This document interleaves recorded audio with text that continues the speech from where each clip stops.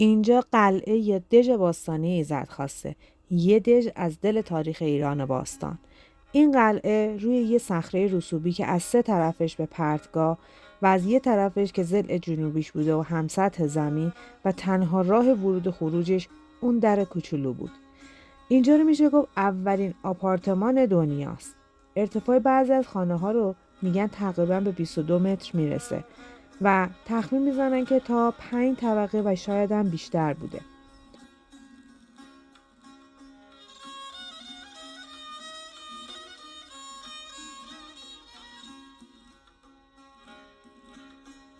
توی این قلعه آتشگاه بوده، حمام وجود داشته. برای همین اهمیت زیادی داشته. تو دوره اسلامی آتشگاه ساسانی تبدیل میشه به مسجد.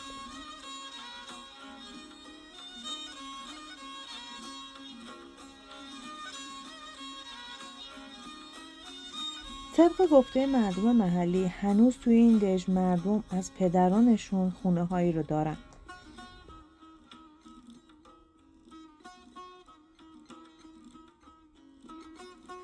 توی این دژ خونه ها کوچیک بودن و حیات خاصی نداشتن.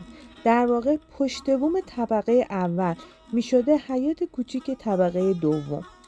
این دژ تا آخر دوره قاجار مسکونی بود و مردم توش زندگی میکردن. دوره پهلوی اول مردم به ضلع جنوبی کوچ میکنن و ایزدخواست کهن رو میسازن. نیمه پهلوی دوم مردم ایزدخواست فعلی رو بنا میکنن. شغل اصلی مردم ایزدخواست دامپروری و کشاورزی بوده. همینطور که میبینی اطراف دژ پر زمین‌های کشاورزیه.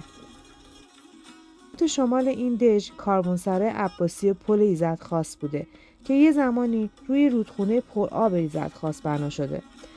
با استفاده از چوب‌های اضافی سقف‌ها برای خونه‌های بیرونی حصار قلعه بالکن‌های ساختن که هنوزه آثارش رو میتونیم ببینیم.